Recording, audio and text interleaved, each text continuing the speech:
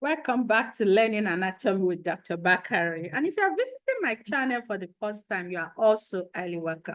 In this lecture, I'll be looking at the piriformis. Let's try and use this image by the side to illustrate where the piriformis is located. This structure that is harrowed here in yellow is the piriformis. The piriformis is known to originate from the pelvic cavity. The fibers of this muscle are then seen to be directed through the greater sciatic foramen. And this is where they exit the pelvic cavity. And it now finds itself within the gluteal region. So this piriformis is related to the pelvic cavity and also the gluteal region. Let's ride on with this lecture to illustrate the details on how the piriformis originates and also where it finally inserts up. And also highlighting some features that you should know as students of anatomy.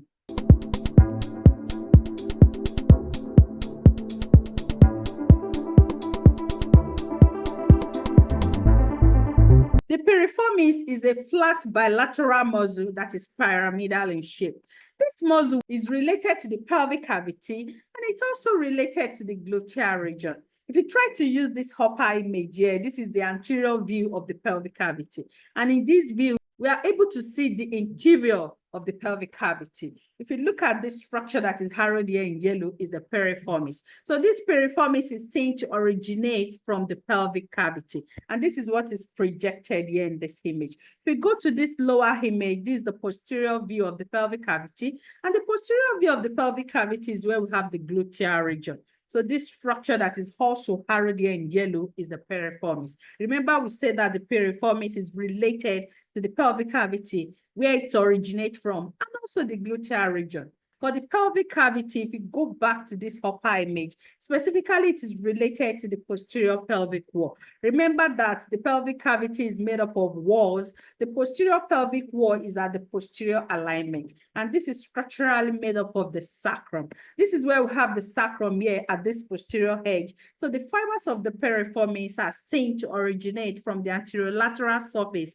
of the sacrum. So this is why the piriformis is related to the posterior pelvic wall, because the sacrum is a structural component of the posterior pelvic wall. So if you want to highlight in details or you want to be specific on the region of the pelvic cavity where the piriformis is related with, it is the posterior pelvic wall. Then if you go more inferiorly here, what we have here is the collection of muscles that are located within the gluteal space. Remember in our lecture on the gluteal region, we highlighted that muscles around the gluteal region are further subdivided into the deep compartment and also the superficial compartment. If you've not checked up that lecture, please kindly go and do so.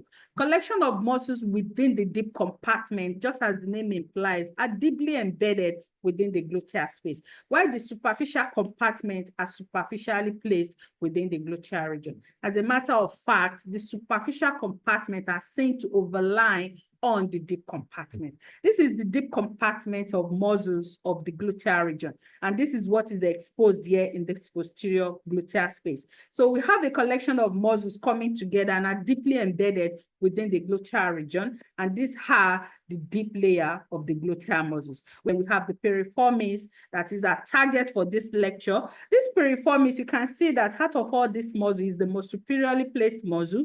If you go more inferiorly here, you have the obliterator internus, that is highlighted here in red. This obliterator internus is also one of the deep compartments of the gluteal muscles, and this is what is projected also here in this image. If you go superiorly to the obliterator internus, you have the superior gemellus muscle, and if you go inferiorly to the obliterator internus, you have the inferior gemellus muscle. So you have the obliterator internus sandwiched between the superior and the inferior gemelli muscles, and this is what is also projected here in this image.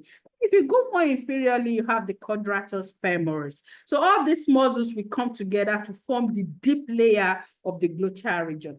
So the most superiorly placed muscle of the deep layer of gluteal muscles is the piriformis. So this is how it is related to the gluteal region. So you see that the piriformis has a relationship with the pelvic cavity. As a matter of fact, that is where it originates from. before it is directed through the greater sciatic foramen. And it is through this greater sciatic foramen that it exits the pelvic cavity. And after this exit, it then finds itself within the gluteal region, where you have this deep compartment overlined by the superficial layer of muscles. And this superficial layer of muscles include the gluteus medius, the gluteus minimus, the gluteus maximus, and also the tensor fasciae lata. We've tried to highlight these muscles in our previous lecture on the gluteal region. So this is the kind of presentation that the piriformis exhibit.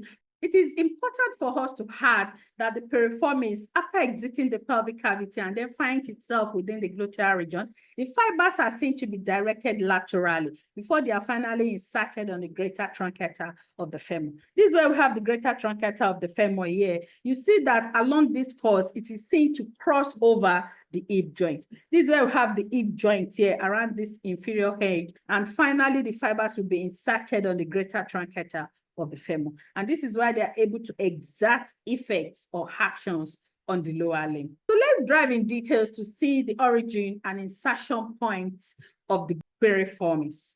We say that the piriformis originates from the anterolateral surface of the sacrum. So let's drive deep into how the piriformis muscle originates. If we try to use this upper image here, this is the anterior view as we've highlighted, also using this image in our previous slide. We said that this view will allow us to see the interior of the pelvic cavity. And this is what is projected here in this image. This is where we have the piriformis here, highlighted in white. The piriformis, you see that these fibers originate from the anterolateral surface of the sacrum. But if you try to gauge the sacral level where these fibers originate from, we say that it originates from the second to the fourth sacral vertebrae. Remember that the sacrum is a fused bone. Even though it is a fused bone, it is made up of pieces of sacral bones that are placed one on top of each other because they are fused at the transverse sacral ridge. So if you look at this image, this is where we have the first sacral vertebra, this is the second sacral vertebra, the third, fourth, and the fifth sacral vertebra. So you see that you have the vertebrae placed one on top of each other, but are fused at this transverse point that is referred to as transverse sacral ridge. We've also tried to highlight this in our previous lecture on the sacrum. And also go and check this up to keep yourself updated. So if you try to look deep into how these fibers emerge, you see that they emerge at the level of the second sacral vertebra, and this is what is highlighted in yellow, to the level of the fourth sacral vertebra. And this is what is also highlighted in yellow. And this is around the anterolateral wall of the sacrum. We said that the sacrum is located around the posterior region of the pelvic cavity. There is also further details on how the fibers of the piriformis also emerge from the anterolateral surface of the sacrum, of course, around the second sacral to the fourth sacral level.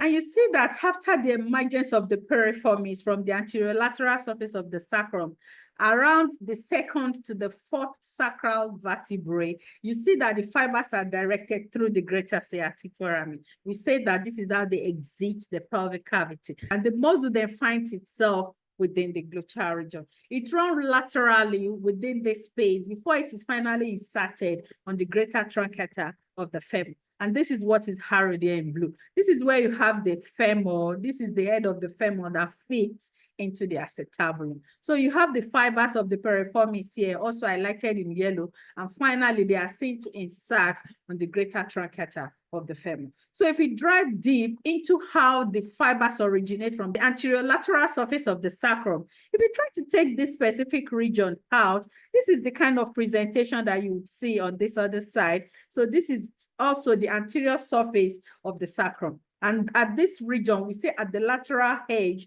is where we have the origination of the fibers of the piriformis. We say that they also tally with the second to also the fourth sacral vertebrae. So it's at this level that you have the fibers of the piriformis emerges. So this structure, this is the sacrum. We say that the sacrum is made up of pieces of bones that are fused together. So we have 5 sacral vertebrae fused together at the transverse sacral ridge.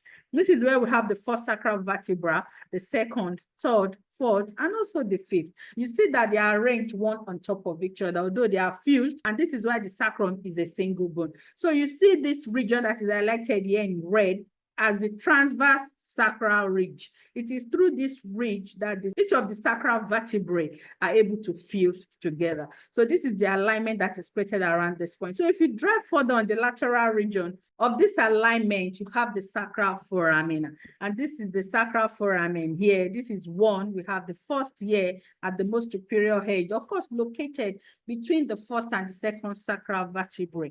Then you have the second, the third, and also the fourth. So we have a line of 4 sacral foramen on one side, and we also have this kind of presentation on the other side. Remember that the sacral vertebrae are 5 in number, and we are supposed to have 5 sacral foramina, but we have 4 on the anterior surface, and this is what is projected here in this image. The 5th sacral spinal nerves will emerge through the sacral hiatus. We already described also this in our previous lecture on the sacrum. If you try to look further deep on how the fibers of the piriformis emerge in relation to the sacral foramina, you see that the fibers pass in between the sacral foramina. This is where we say we have the first sacral foramen. This is the second, the third, and also the fourth. If you look at the fibers, you see it passing between the first and the second sacral foramina, and also between the second and the third. And finally, you also see the fibers of this muscle passing between the third and also the fourth sacral foramina. So this is how it runs, of course, running in between the sacral foramina. And the level at which this occurs is at the level of the second to the fourth sacral vertebrae. So this is what is established here in this image. We say that after the emergence of these fibers from the anterolateral surface of the sacrum, to establish how the fibers of the piriformis emerge from the anterolateral surface of the sacrum in relation to the sacral vertebral level and also the sacral foramina. So after this emergence, you see that the fibers will be directed through the greater sciatic foramen. And if you try to use this lower image here, this is where we have the greater sciatic foramen here highlighted in dotted red. We already said that this foramen is created by the sacrospinous ligament. Of course, the sacrospinous ligament is what is seen to transform the greater sciatic notch into this foramen. So this is where we have the greater sciatic notch here highlighted in white. This greater sciatic notch, we say that it is a notch because it is an indentation that is created on the ilium. This is where we have the ilium on this upper edge. We know that the ilium forms part of the structural component of the hip bone. We have the ilium, we have the ischium, and we have the pubic. So this region here where this indentation is created is the greater sciatic notch. And this is what is highlighted here in white. This greater sciatic notch is then transformed into this foramen by the sacrospinous ligament. This is the sacrospinous ligament here highlighted in yellow. We say that this sacrospinous ligament, as I've always said on this channel, is for us to always break down the neck. So if you break down the sacrospinous ligament, it means a ligament that runs from the sacrum here at this end to the spine of the ischium at this other end. And because of this part that this ligament runs, it is seen to transform this notch into the foramen. So we have the greater sciatic notch transformed into the greater sciatic foramen by the sacrospinous ligament. And this is what gives the passageway to the piriformis. This is where we have the piriformis here, heralded in yellow. After originating from the anterolateral surface of the sacrum, this is the posterior view of the sacrum. So you see it emerging from the anterolateral surface of the sacrum here. And from this region, you see the fibers are directed through the greater sciatic foramen. We already established how the greater sciatic foramen is created by the greater sciatic notch. So after this, you see it exiting the pelvic cavity. And from this region, you see it within the gluteal region. And this is where it runs laterally, where it is finally inserted on the greater truncator of the femur. And this is what is harrowed here in blue. Going back to how the piriformis emerges. The piriformis, we have already established that it emerges from the anterolateral surface of the sacrum. We also have fibers of this muscle originating from 3 different points that we also need to highlight. So the first region is the sacroiliac joint capsule. If you look at this upper image here, this is where we have the sacroiliac joint created. What we need to do here is to also break down the neck. Sacroiliac joint, it means a joint that is created between the sacrum.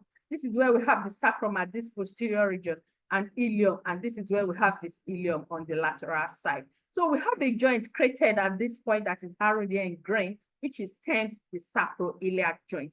This joint is seen to have a capsule, and from the capsule of this joint, you also have fibers of the piriformis emerging from this point, also contributing to the point of emergence of the piriformis. And this is what is highlighted here in yellow. So you also have another point of origin of the piriformis, apart from the anterolateral surface of the sacrum. The other point where we have the fibers of the piriformis also emerging from is at the posterior edge. And you see it emerging from the gluteal surface of the ilium. Specifically, it is seen around the posterior inferior iliac spine. If you look at this posterior image here, this is the posterior region or the gluteal region of the ilium, because this is the region that is related to the gluteal space.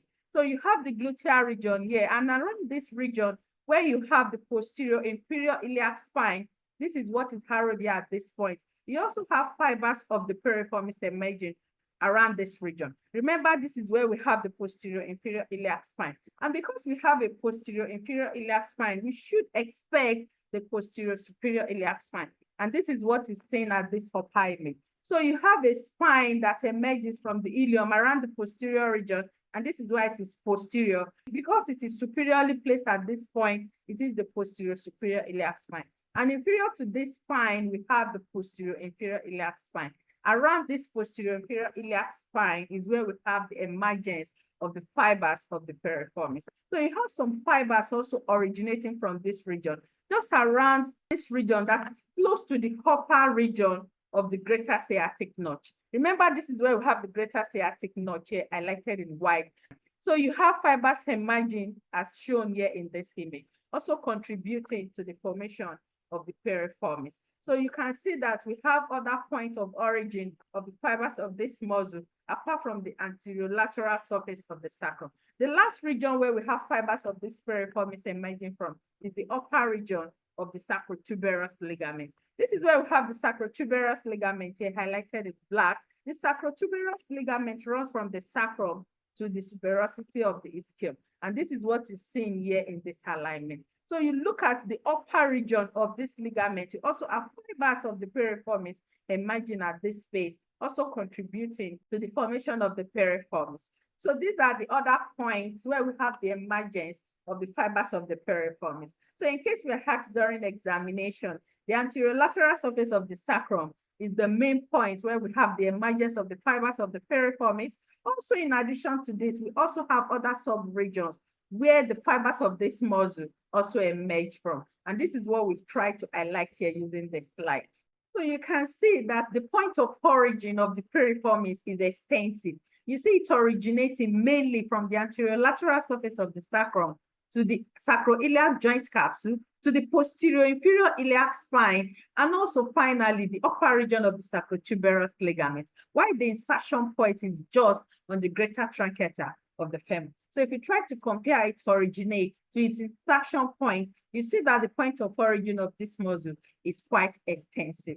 So let's go through the fun fact about this muscle. This muscle is known to create the supra and the infrapiriform foramina. If you try to use this image by the side here, this is where we have the piriformis. And we already established in our previous slide that the piriformis will run through the greater sciatic foramen. The greater sciatic foramen, we say that it is formed by the sacrospinous ligament, transforming the greater sciatic notch into it.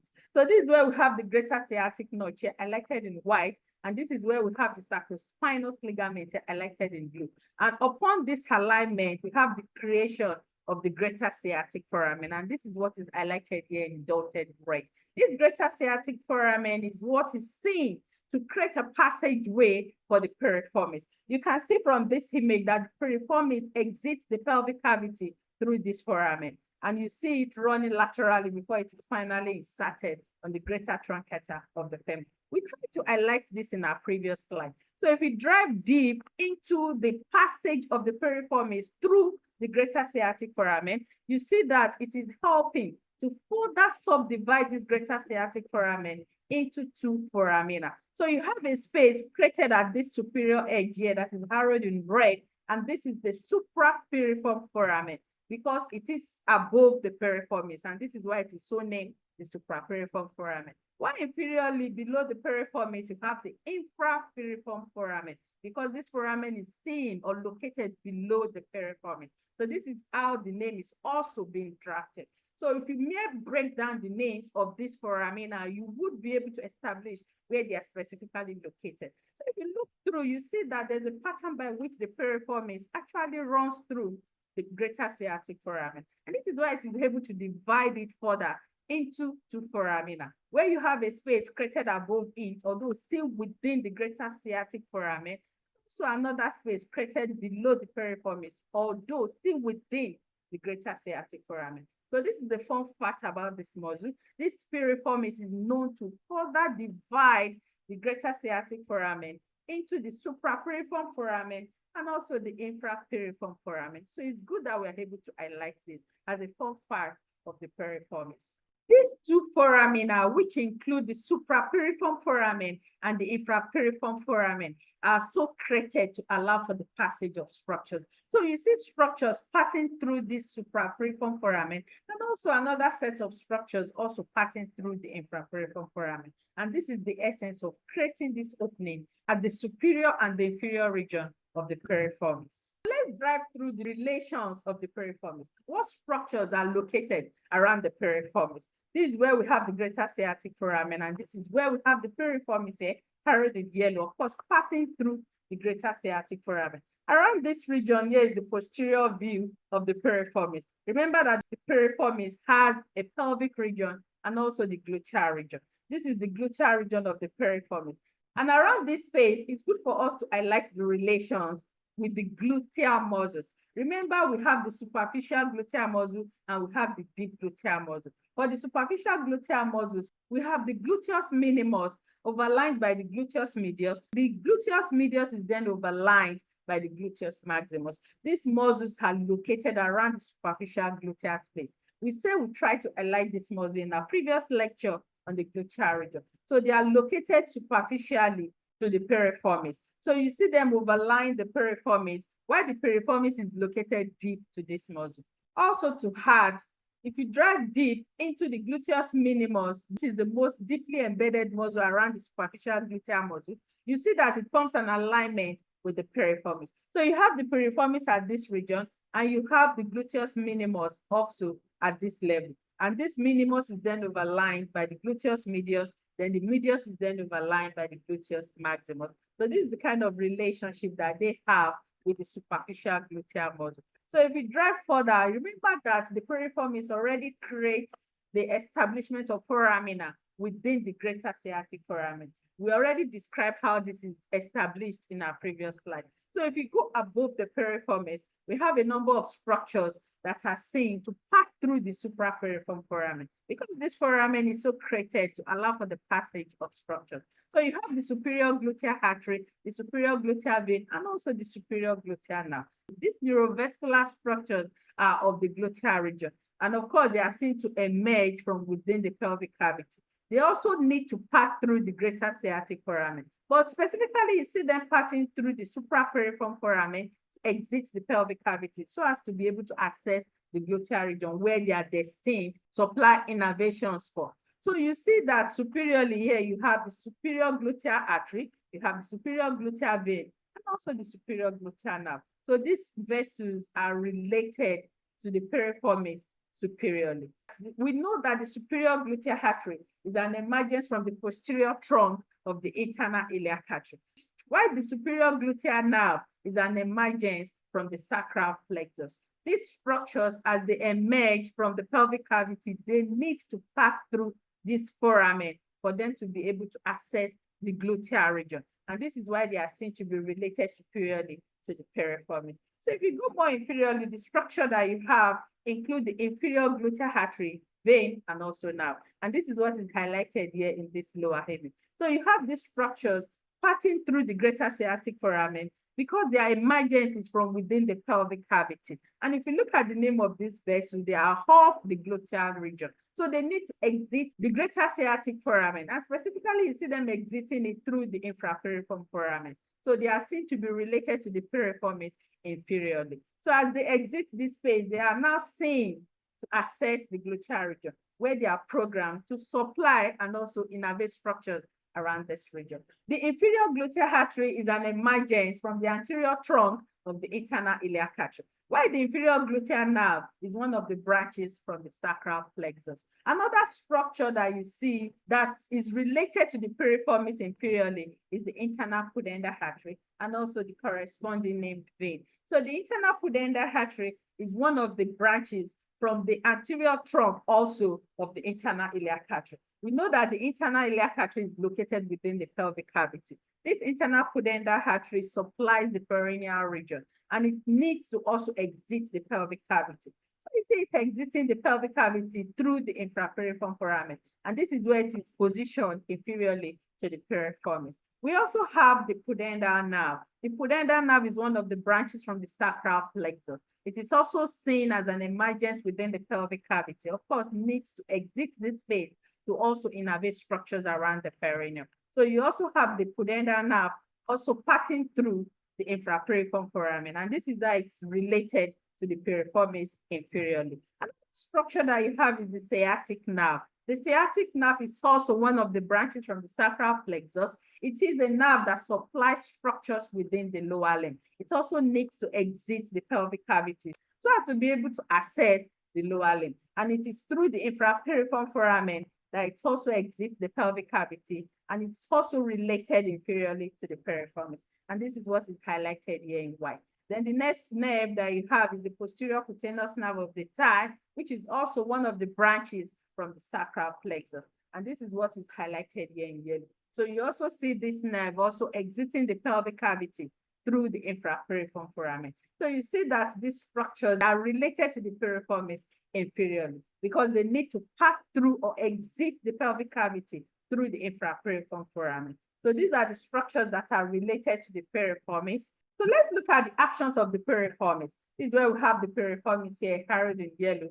The actions of the piriformis include lateral rotation and abduction of the thigh when the hip is flexed. And this occurs because the piriformis is seen to be inserted on the greater truncator of the femur. This is what is carried here at this point. So it's able to have control over the actions of the lower limb because of this insertion point that it creates around this region. It's also seen to help stabilize the head of the femur within the acetabulum. Remember, under this structure here, we have the hip joint. And the hip joint is formed by the head of the femur inserted into an indentation that is created on the lateral region of the hip bone. And this is referred to as the acetabulum. So you have a connection between these two structures, whereby the piriformis, of course, crossing the hip joint at this point is helping to stabilize the head of the femur within the acetabulum. So the blood supply of the piriformis is by the gluteal vessels. So it is supplied by the superior gluteal artery and also the inferior gluteal artery. We already established that the superior gluteal artery is an emergence from the posterior trunk of the internal iliac artery, while the inferior gluteal artery is an emergence from the anterior trunk of the internal iliac artery. This is to say that both the superior and the inferior gluteal arteries are emergence from the internal iliac artery, and they are seen to provide supply for the piriformis. It is innervated by the nerve to the piriformis. The nerve to the piriformis is one of the emergence from the sacral plexus, and it is seen to emerge from the dorsal branches of the ventral rami from S1 to S2. So let's quickly go to clinical anatomy. We have the piriformis syndrome. The piriformis syndrome is formed as a result of the damage to the sciatic nerve just around the region where we have the piriformis. This is where we have the sciatic nerve here highlighted in yellow. Remember, we described the sciatic nerve as one of the emergence from the sacral plexus. We said that the sciatic nerve is an emergence from the pelvic cavity, and it needs to exit this space so as to be able to access the lower limb where it will be providing innervations for. And the point where it exits the pelvic cavity is the infrapiriform foramen. So you see it located inferiorly to the piriformis. So at this specific region that is harrowed here in black, which is a region of the sciatic nerve that is close to the piriformis, if you have a damage to this nerve around this region, it will lead to the piriformis syndrome. And this damage can be as a result of irritation or compression of the sciatic nerve just around the piriformis. And this may cause tingling, numbness, or pain. And treatment option could be the use of corticosteroids, which can be used to relieve the pain. Massage therapy can also be employed, or surgical intervention as the case may be. So let's look at bipartite piriformis. Bipartite piriformis is an abnormality of the piriformis that occur when the piriformis is seen to be split.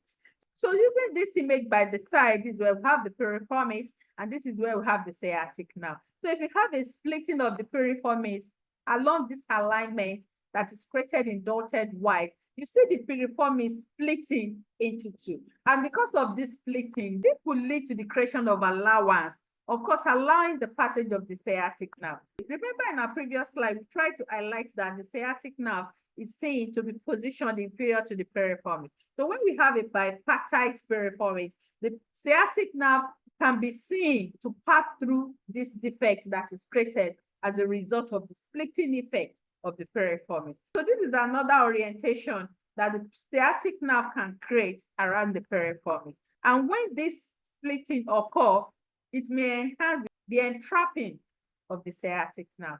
And it's good that we are able to highlight this. So thanks for watching this video. Let's continue to stay glued to this channel.